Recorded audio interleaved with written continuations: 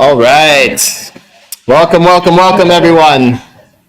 Welcome to Beyond Baroque Literary Arts Center. I am Beyond Baroque's Executive Director, Quentin Ring. This is National Poetry Month, and in celebration of that fact, we have with us here in Venice, California's newest poet laureate, Lee Herrick. Very excited to have him here with us tonight. He's here with F. Douglas Brown and Michelle Britton Rosado. So please, we're really thrilled. Please welcome everyone here to the event. We're thrilled to have them. I did want to start our evening by acknowledging Beyond Baroque's presence on the traditional, ancestral, unceded territory of the Gabrielina Tongva peoples. We acknowledge the wrong done to these peoples through settler colonialism, genocidal practices, and the violent dispossession of their land. As an arts organization, we are committed to uplifting Indigenous writers and communities, as well as their art. Beyond Baroque itself is a space very much for everyone dedicated to the artistic possibility of language. It's a space for writers, artists, readers, and above all, poets. We were founded in 1968 by George Drury Smith, and over the past 55 years, we have nurtured LA literature through our readings, workshops, exhibitions, archiving, and community building. We do have some really great programming coming up, including a dance performance next week by Hannah Wu, an all-day punk festival on Saturday. What does that have to do with National Poetry Month? Every month is National Poetry Month, so we do whatever here. And then the following week, we have Jackie Oshiro and Lynn Thompson reading. We'll take a little break to go to the LA Times Festival of Books, and then we'll be back at the end of the month with the second annual International Los Angeles Poetry Film Festival, which we're very excited about. I think there's 13 different countries represented, 40-something films, so it's going to be great. Please do show your support of our programming by becoming a member or renewing your membership. It starts as little as $60 for an individual membership. There's many levels above that, all the way up to, got 10 million, we'll take it. It does help keep these programs free. Sometimes we do have to charge. If we do have to charge, then you'll still get in for free or at a discount if you're a member. You get a discount in our bookshop. You get a discount in our workshops. So please do see Catherine in the bookstore afterwards if you'd like to become a member. We really do appreciate it. And a big thank you to all of those of you who are members. It's really, really a great thing that you've done for us. A big thank you also to our staff who are working on this program: Jimmy Vega, Yvonne Salinas, Eric Alberg, and Catherine King. They keep this place running. And one person who can't be here that I'd really like to take a moment to recognize, and that is Amy Uematsu. She was originally scheduled to be part of this program with Michelle, Doug, and Lee. She has some health complications and isn't able to join us. So I just want to say, Amy, if you're watching this on YouTube, we're thinking of you and sending our love and hope that you'll be okay. So let's get into it. It's National Poetry Month. We're here to celebrate poetry, and we're here to celebrate Lee as California's new poet laureate. We've got a great audience, and we've got three great poets. So we're gonna start with F. Douglas Brown, just to introduce him formally. Doug is the author of two poetry collections, Icon and 0 to 3, which is the winner of the 2013 Cave Canem Poetry Prize. He also co-authored with poet Jeffrey Davis, Begotten, a chapbook of poetry as part of the Floodgate Poetry series. Doug has been an educator for over 20 years. He currently teaches English and African American poetry at Loyola High School of Los Angeles, an all-boys Jesuit school. He is both a Cave Canem and Kundiman Fellow, and was selected by Poets and Writers as one of their 10 notable debut poets of 2014. I should also add he is a board member here at Beyond Baroque, and someone I am just completely grateful to every day for all of the work he does for us and for the entire poetry community. So please, everyone, welcome F. Douglas Brown.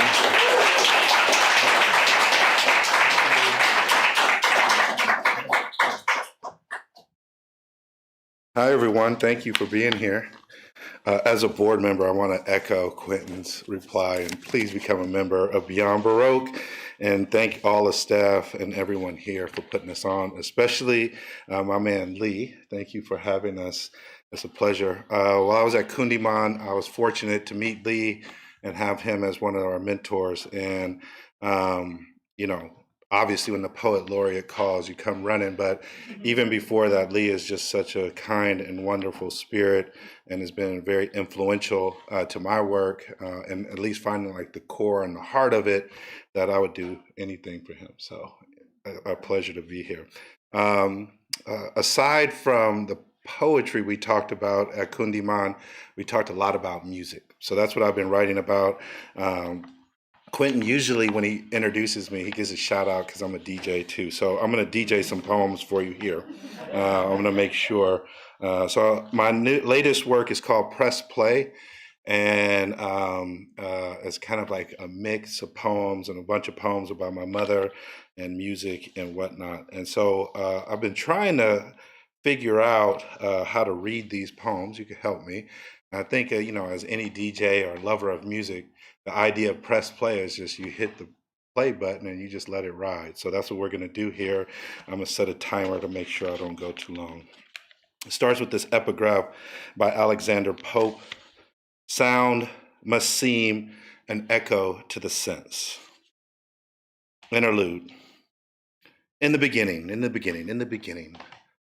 the foot made itself known, distinct from the elbow or back. It came down in a bolt or whomp or pain pierce and prick from the right side of mom. It was rupture, not rapture, that doubled her over. Layered her midnight moans with fireworks, an exploding kidney that nearly took her then. Ever since, mom, a thin string of light, all blood and yes, dying, while pops nowhere.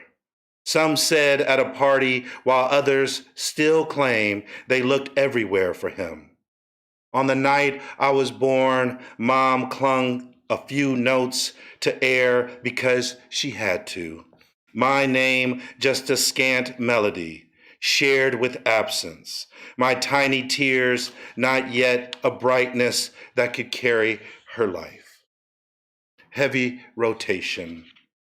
Bring me back down to our small apartment hallway lined by rows of records mom neatly leaned against a wall. Bring my body in PJs and a tee, flipping through stacks of living language. Wall-to-wall lyrics caught in the carpet shag, so when lost in cover art and liner notes, or the spell of black wax, my body could collect itself and toe tap a beat or two, bringing declaration to what was trapped in dark grooves, because my family never owned a working record player. Back then, my body made sense of the songs, remembered every album, their heavy rotation on all radio stations, a wonderment as the years funked forward. Mom would move, get sick, eventually die. Our family sound vectors, waves of colorful ups and downs as we remix this world without her. So take me to that place. With a crooner's beg and shaking the warmest bass as healing, bring me ear in hand back to mom, a dancer her whole life. Mom will lift me from the floor to lead no matter how loud my belief in synth and wah-wah. Her drum roll and drop will advise. Press play, babe, and stay on beat. Mic check. How to read liner notes. Testing, friends. Testing 1, 2. Dearly beloved, go to the notes first and journey back to places when words erupted or slept underneath the beat. Something off the page. Never apologize for a nearby TV's nonsense, up and away from anything as the screen thickens. Time tumbling toward time. The display brings fish across blue, which might mean screensaver or how deep these lyrics without music sinks into you. If you're in tears or in dance or draped by your kin, Mama's gold necklace, the one you wanted but was never in line to get, if those links now suddenly possible. Bet you tossed the vinyl toward a wall. Mic test, 1, 2. Oh, interpose motion, stumbling blue across the room. Did y'all know an album flies like a book of poems?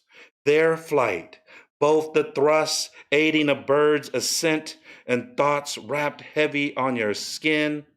Other times, matches, wild tips, and hell potential. Damn this good as devil. Damn this good that spirals into mom's later years, line after line of complaints and demands.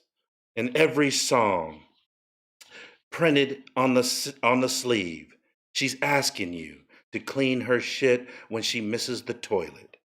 It's all echo bouncing hard off my hard-headed tendencies. And ain't that the reason why you launched it across the room in the first place? Just swear when an album loses its safety nets or atomizes to mirror your life unraveling, flight becomes better than fear. Folks, when you hear an album crack, that beat rains a song of reminding. Your sister did reach out. Your sister took your hand to usher mom to the up yonder light. If anybody asks, tell them you found mom in a song. Tell them she was making a new life, one without a blood source, so you could move on. A DJ spins the blues. DJ, nobody came to my party, spins slow burn and long pull, spins to fine tune the sample. There are rules for your remembering, a fluke finding, someone who had all the good you jotted down while bored in high school or graffitied on a bathroom ceiling. God in a sewer, in a shithole dive bar jukebox. Hidden rules as melody to soothe malady. As lyric tethered to that same someone also awake in an alternate dead night, listening hard, memorizing God in the liner notes. The divine, the shared joke, or corny factoid you thought you only thought of in the dim lit square by a candle or lava lamp. When DJ Nobody's tape touches the palm of someone's heart, music set in life order, cue swell in blood, cue the nourishment within each song. DJ Post No Bills spins swell in blood, spins nourishment as slow jam for my mom. Swings every crooner's sway and grace. Every moment a melody folds itself with intricate or sparse. All the harmonies humans cry to while driving, while alone, and yes, while in public too. Samples any jam on it, ass, romp, and quake, all stand by me. I'll be there, remember the time, and take me with you cuts. And since the art of noise, moments of love, a love lines and LeBeau favorite makes a mix directional, might as well give it to your mom. Give all 120 minutes of heart to heart, one at a time, lyrical do or die, love's last ditch chance, back to the flesh that gave you flesh. Thank you.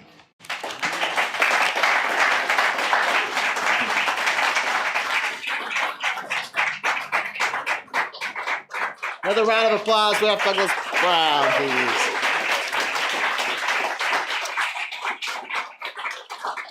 I think that was Doug's first time reading back here since the pandemic, so it's good to have you back. Our next reader is Michelle Britton Rosado. She's the author of Why Can't It Be Tenderness, which won the Felix Pollock Prize in Poetry, selected by Amy Nizuku Matato. published by University of Wisconsin Press in November 2018. Her chapbook, Theory and Following into a Reef, was the winner of the inaugural Rick Campbell Prize. Her poems have been published in Alaska Quarterly Review, Indiana Review, Poet Lore, and The New Yorker, as well as several anthologies. She earned an MFA in creative writing from California State University, Fresno. Recently completed a PhD in literature and creative writing from the University of Southern California. Please, everyone, welcome Michelle Britton Rosado.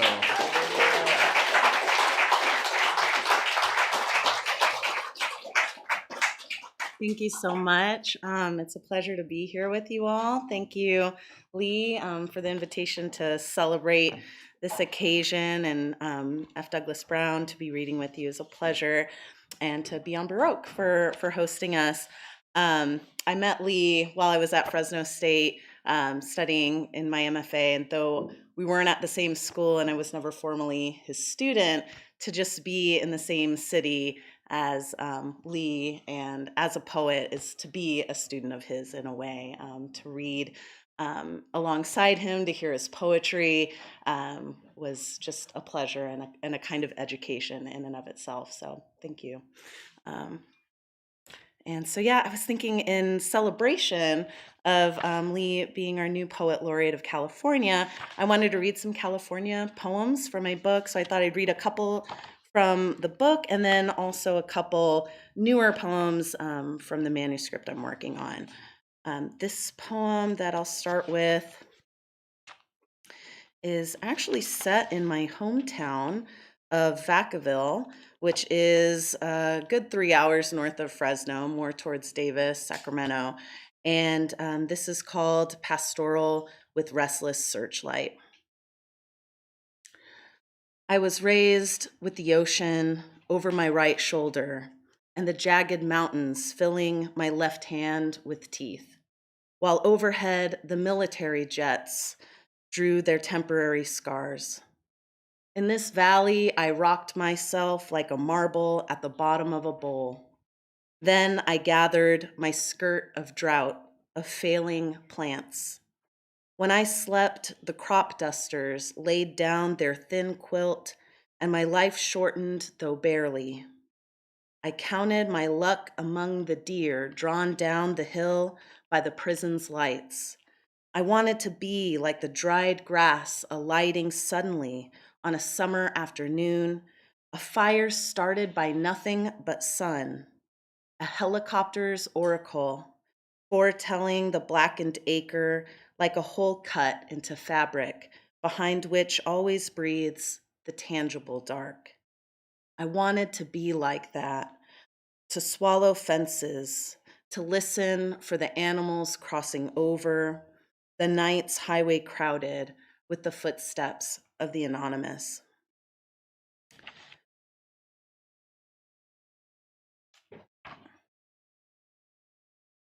This poem is, the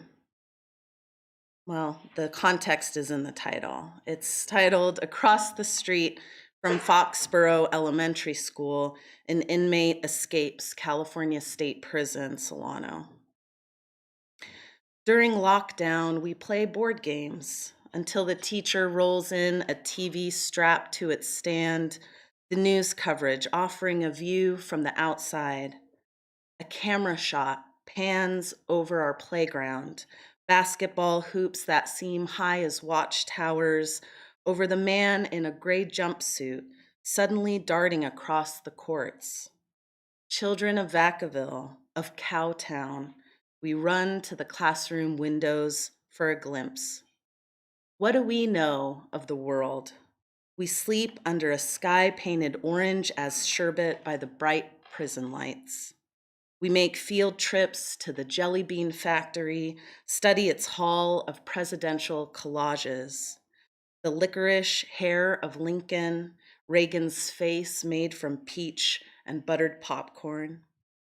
But we want to see the inmate's face, the tattoo under his eye that meant he'd killed someone, the ink outline of a teardrop, a deflated tetherball, a bubble of gum hanging from our mouths.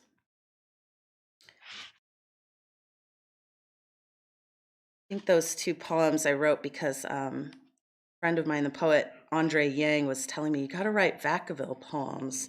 And I was like, what can I say about Vacaville? And he was like, there's a mythology there to explore. He said something about that, something about mythology. And so I was like, okay. And I'm grateful to him for that. I was born, though, in San Francisco. And Vacaville being like about 70 miles inland from there, coming back to the city always just felt like this important pilgrimage. And it's where my dad was born and his father, like 5 generations back. And this poem is set there. And do I say it? Yeah, it's Fisherman's Wharf. The elements have learned to speak. Whatever it takes for sand to become glass, I want that. To be a shard lifted from the even silt poured from one hand to another until it became mine. How anything came to me out of the suffering of my elders, I'll never know.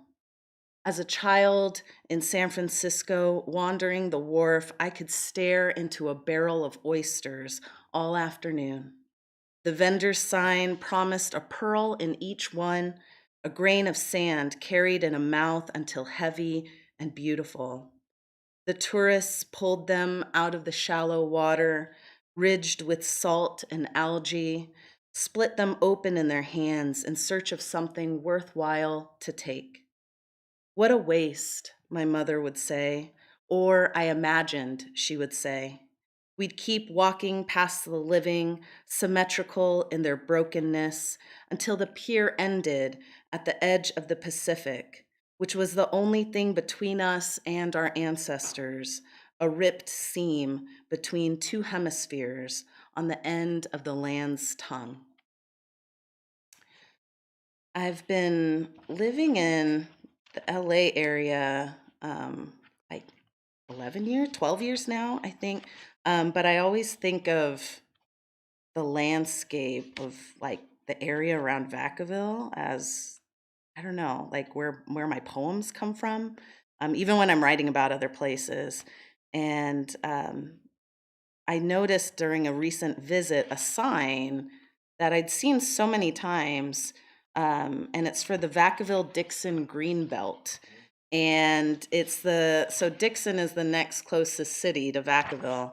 I'm also trying to find this poem as I tell you the story. And, and living out there, everything is so spread apart. And it takes like 20 minutes just to get to the next town. And you pass by all these different crops. And I finally Googled, what's the Vacaville-Dixon Greenbelt exactly? And it's 1,000 acres of land that's been protected, and they decided not to develop it. And I just kind of think about that middle space of you're neither here nor there, you're somewhere else. And I kind of think that is what shaped me as a poet, that kind of being in between. Speaking of in between, where's this poem? It doesn't want to be found. It's called Sweetest Exile is the one you choose. Maybe by calling its name, it'll appear to me.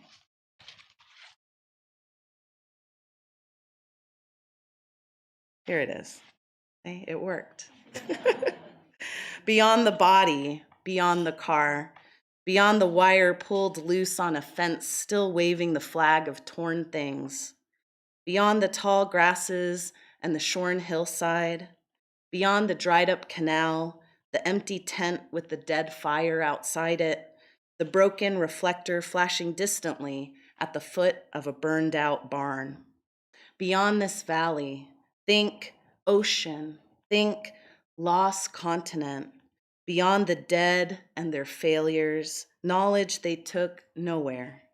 Beyond the point of anything calling your name, call your own name. Beyond the voice no longer ringing like a hubcap flung into stillness. Beyond the bridge your words make, the heartbeat's trapeze. beyond the radio tower blinking its one red light, beyond the emergency call boxes spaced like old hurts you gather up for miles, beyond the ordinary narrative of being, beyond the bird's nest, beyond the bird's nest coming apart in the rain. I think I'll end with one poem that's in the manuscript I'm working on.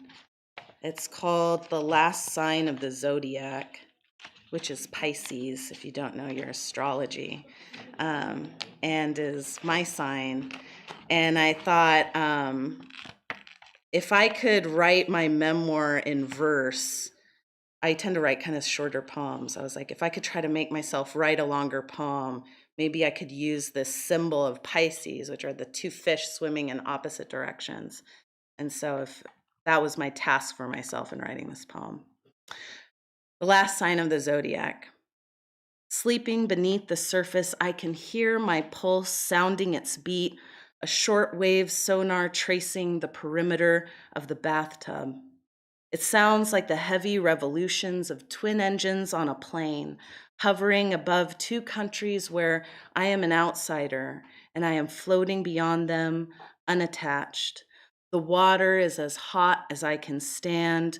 I place as much distance as I can between myself and the cold that is inevitable. When did it happen, my aversion to freeze? If at 2 years old, an only child then and forever, I ran into an icy lake in early spring, the winter still draping the landscape with its net of cold. I didn't care for the picnic being set at the edge of land, for the adult world, the human arrangements of halved sandwiches and apple slices. Already I was teaching myself how to be lonely, that it did not matter what I left behind so long as I inhabited a body capable of adapting to this element of feeling untethered from the world. I stepped out into it without gravity or thought, followed my one instinct. But it was not like the pictures of blonde children laughing on the box containing the raft we would fill in the backyard with a garden hose. I was not drifting downstream. Mine was a vessel in reverse, choked with water instead of buoyant in it. From inside the boat, I watched the sky, which convincingly moved its clouds so that I could pretend I was going somewhere other than the section of concrete where I was anchored and could be watched from a kitchen window above the sink of dishes. This was in my father's San Francisco and his father's and his and his. I could not tell if it was mine, more mine than my mother's, who arrived over water, though without entering it, from Borneo, which I'd learned was an island, and I felt like that, though I was not of it, or I was half, and I would have to decide was enough. I felt gray as the fog rolling over me, indistinct, the seagulls making their trajectories based on either hunger or sleep. When I was born, they had to cut me out.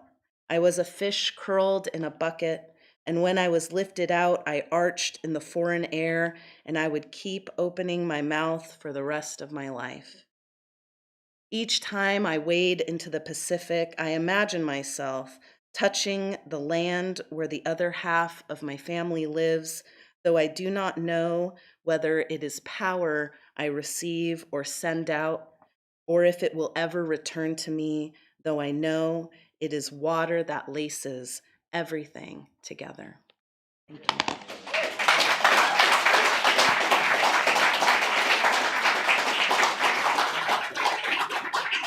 Another round of applause for Michelle.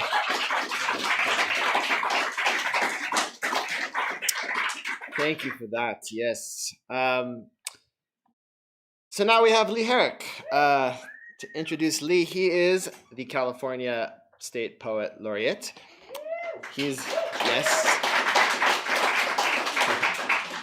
the author of 3 books of poems: Scar and Flower, Guarding Secrets of the Dead, and This Many Miles from Desire.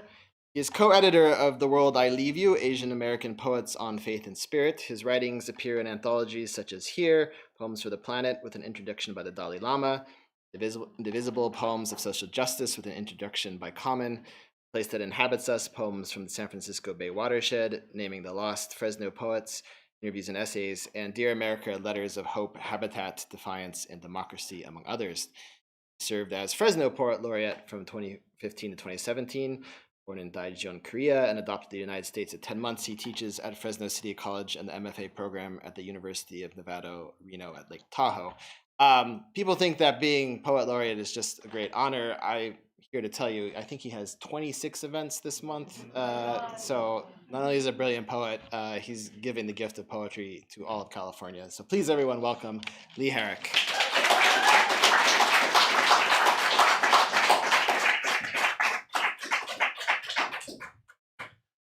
Oh, thank you, Quentin, very much. I am so happy to be here and grateful. And before I read and say a few words about the appointment, just a few thanks. Liz was, I think, instrumental. So thank you, Liz, for your hand in bringing me here. And Quentin and Ivan and Jimmy and everybody here at Beyond Baroque, thank you. I feel like this is hallowed ground, you know? It's a special literary place in this state, and I'd argue in the world, so it's really great to be here. And to read with Doug and Michelle is a joy, two of my favorites. So thank you for being here. Lisa and I have been on the road a bit, and by the way, some of you might know she's got an amazing memoir. It'll be probably a year or two. So we've loved seeing everyone and meeting everyone along the way. I was appointed in late November 2022. And it's been a whirlwind of kindness and activity, everything from bookstores to grade schools to state prisons. I read last week at a state prison. This summer, I'll be doing a book tour with the First Partner, which I'm kind of excited about. All Californians, including those at the state prison. You know, they're Californians too. One of my favorite poets I met early on when I started writing was Amy Uematsu, and it was in Fresno where I live, at Borders, which is no longer there. I love being in poetry spaces when you just say Borders and everybody knows what you're talking about.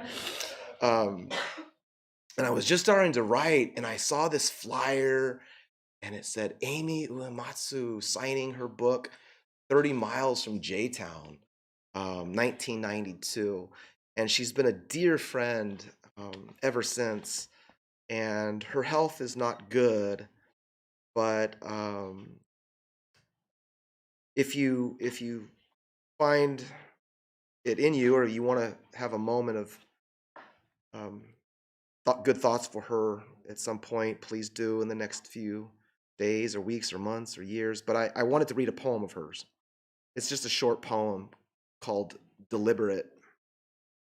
It's from her second book, Nights of Fire, Nights of Rain. This is Deliberate by Amy Uematsu.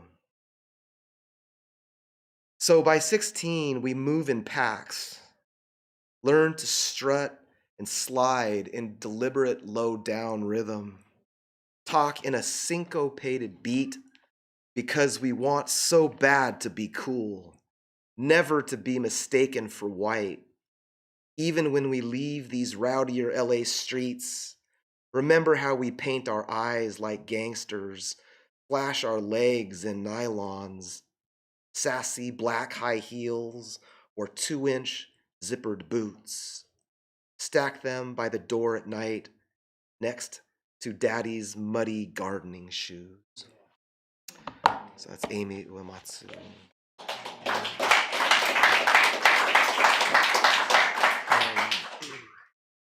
I was going to say, I don't know if it's cheesy or not, but I just feel like saying, I love you, Amy.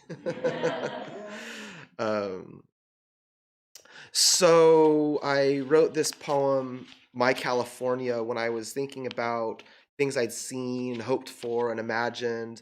And it was also at a time when I finally started to realize that despite being born in Korea and adopted and raised in a white family where I often felt like, and often was, the only person of color in the space, this is my state too. And so it felt like a shift in my thinking. So I'm going to read this poem. It's called, sorry, I'm in the wrong book. My California. Here, an olive votive keeps the sunset lit. The Korean 20-somethings talk about hyphens, graduate school, and good pot. And a group of 4 at a window table in Carpinteria discuss the quality of wines in Napa Valley versus Lodi.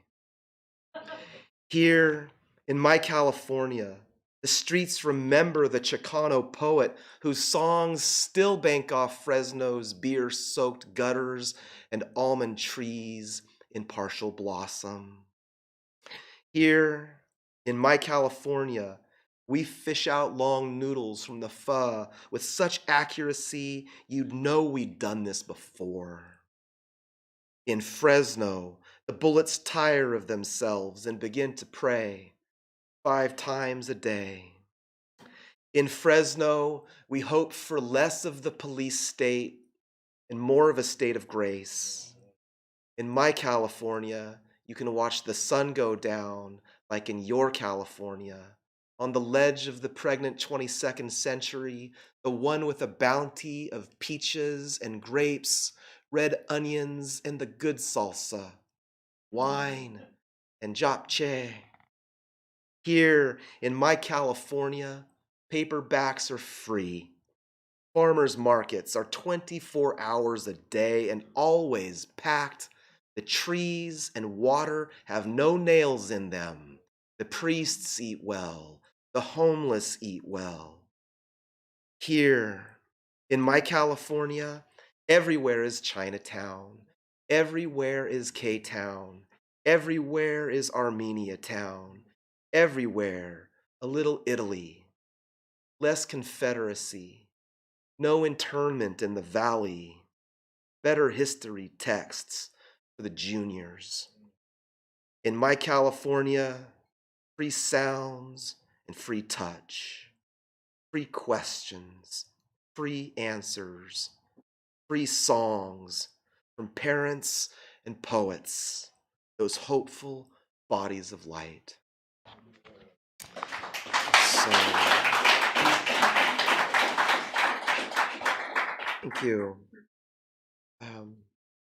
Scar and Flower, I wrote, my latest book, I wrote in a span of about 4 or 5 years, during which there seemed to be a heightened media response and attention to what has always been a tradition of American violence.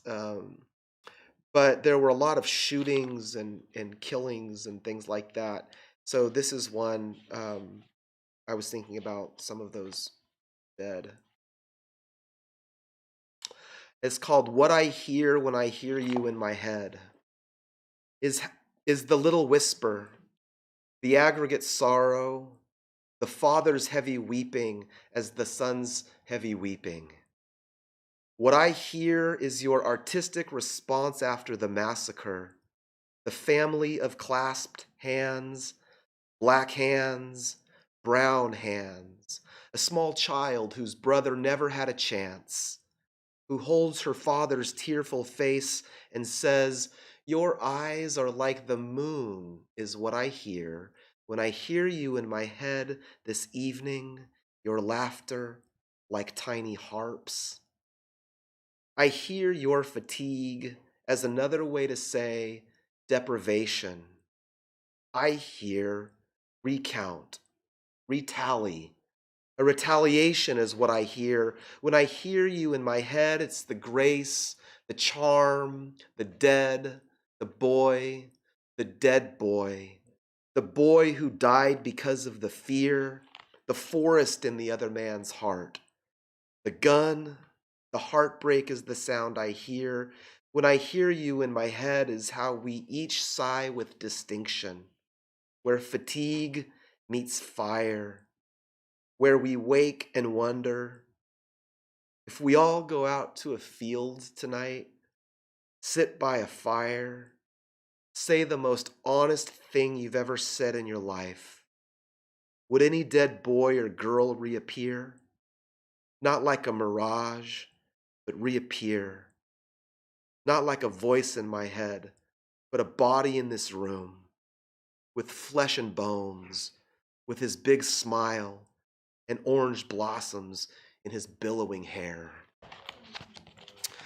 Okay, so I'm going to read a couple more, and then a couple newer ones.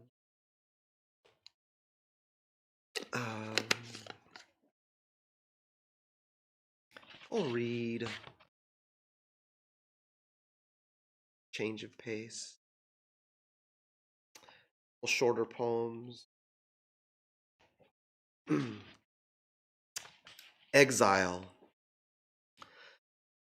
Our natural state is not defensive or tense, but water in a resting state. We state this to be true in an age of inquiry, our failure to put what is just before ease. There are lovers in another country, reclining by a fire, admitting love in a common language with faith in the exiles of their state, where a woman looks at her friend and says, "Please, put down your bag and stay. Please, stay to see how the movie ends. Take my hand. I think the city might go up in flames."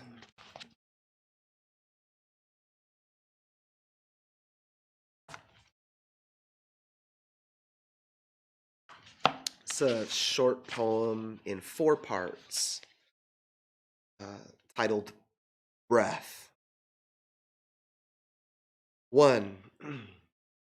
By the time I discovered my body, it was all perfectly human. The sin, these chambers and aorta of the large muscle, I was a series of numbers on a chart, the start of the mouth. 2.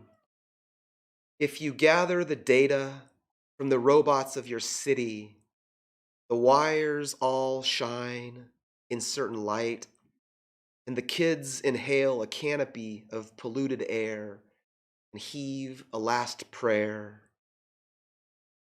3. We call the body, heart calls the body calls the hurt natural. We call nature a tree on fire from only heat, its own burn. 4. We call this idea agriculture, poetry culture, or office culture. The sum, the atoms, what you take in before you let breath out. I have this hearing condition that I realized only after taking a DNA test. I mean, one of the things that many transnational adoptees experience growing up and through adulthood is not knowing our medical history. But I took this DNA test recently and found I have this hearing thing that felt really good. You ever know you wonder about yourself or you wonder what's going on and then you have a name for it? Even though it was unsettling to realize I have this, it felt good to know what it is. It's called misophonia. And I only bring this up because this space has got a great sound to it. And I experience all these different sounds and I have to really focus and blot things out. But I've learned and I've loved to be able to just live with all the sounds. And one of the sounds I'm loving is a faint sound of a child. I don't know if you can hear the child, and I love that music. I love that. So, thanks for humoring me on that strange story. But yeah, and I don't know if that's might be daughter. It's nice to see some friends here too, and I appreciate you coming out. So let's see, couple more from this.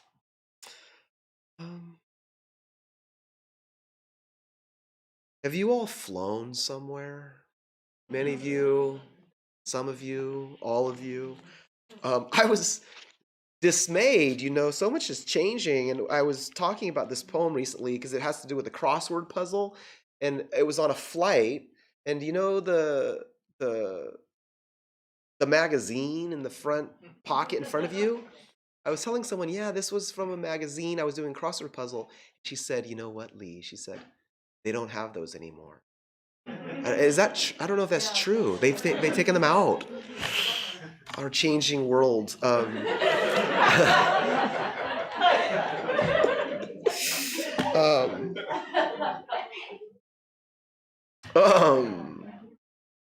But this poem I wrote. I was on a flight and I looked at the crossword puzzle, and two people had already begun the crossword, and I didn't know what.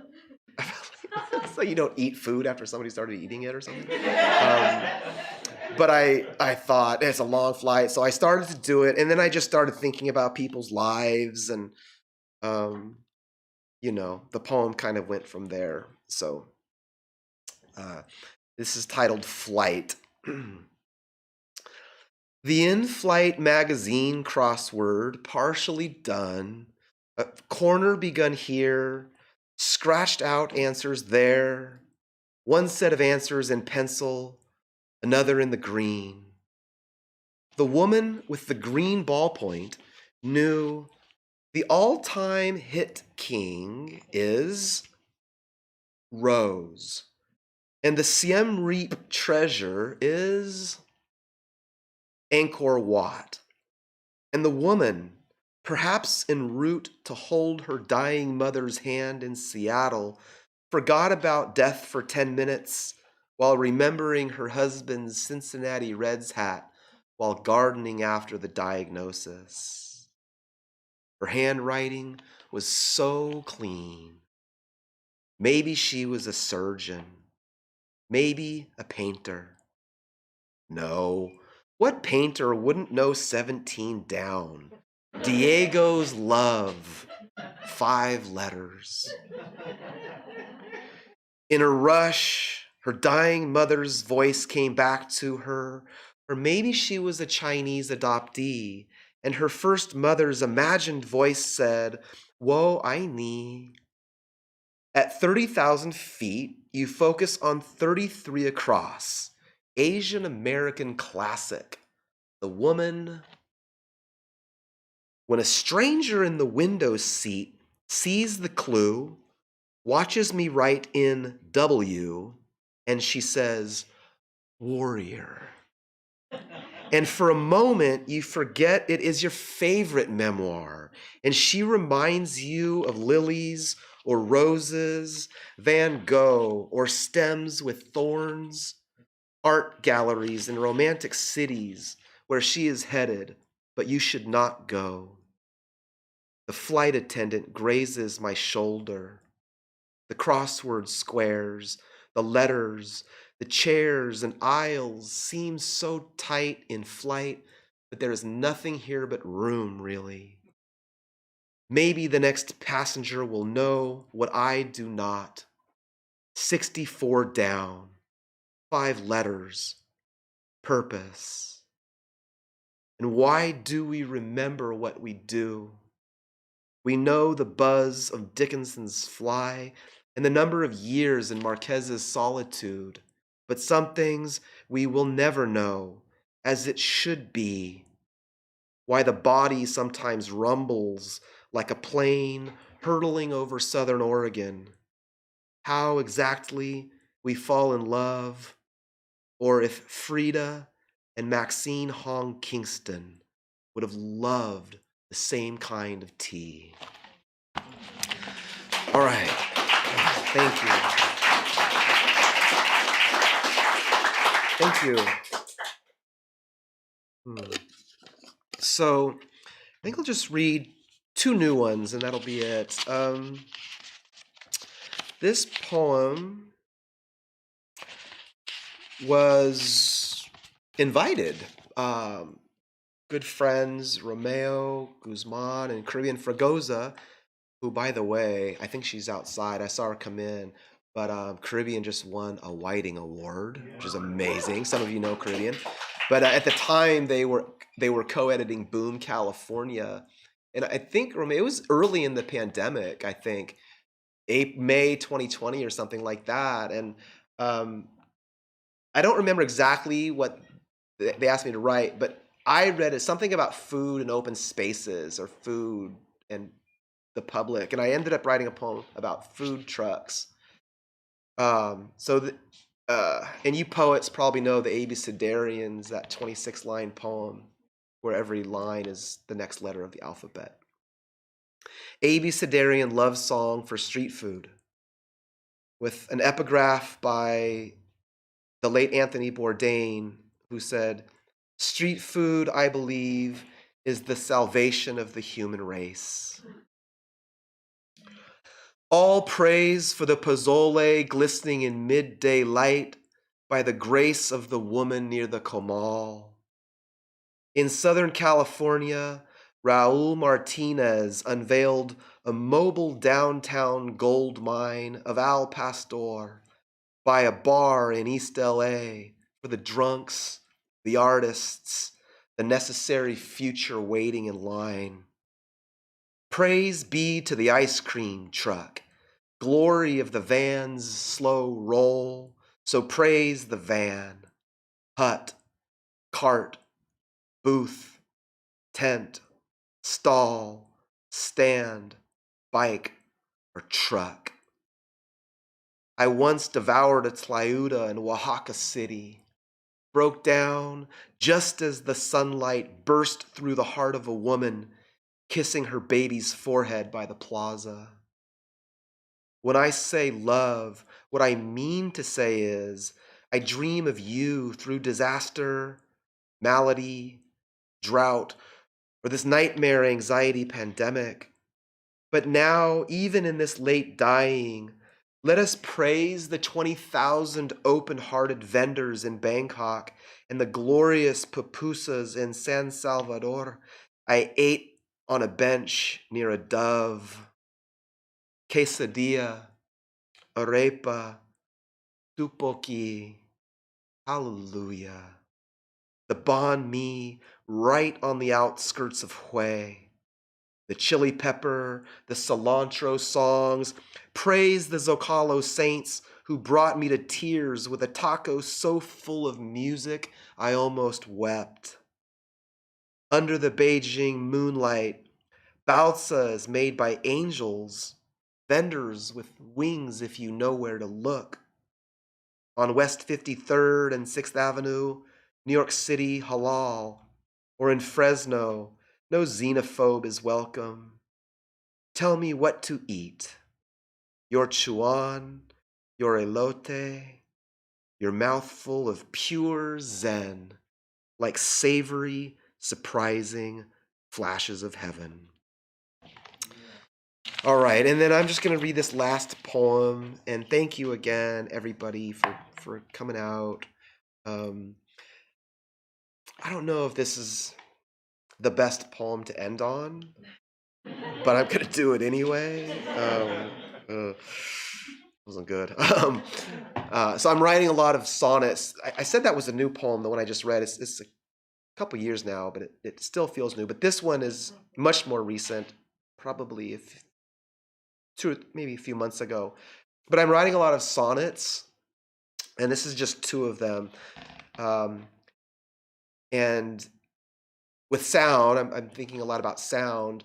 Do you think of sounds that you miss? Can anybody think of a sound that you miss? you know? That's what I was thinking about. So, partial crown in praise of absent sounds.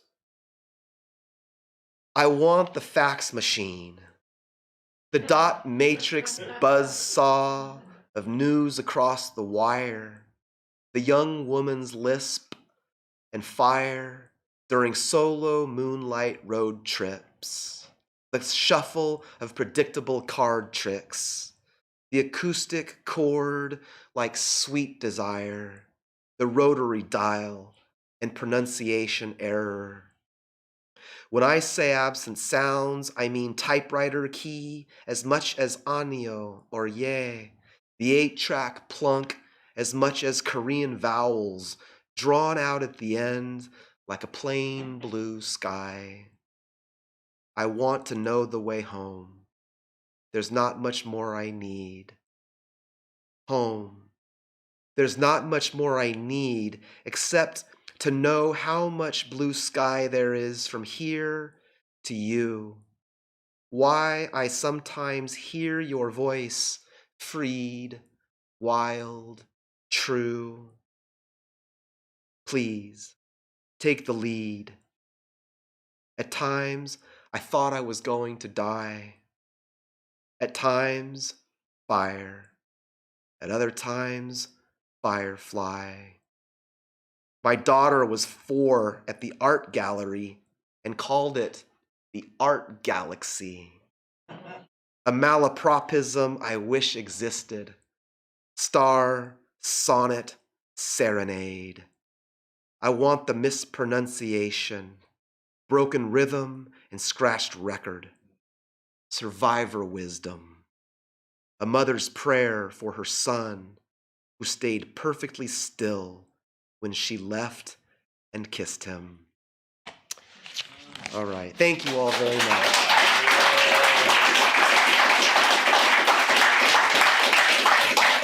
Thank you.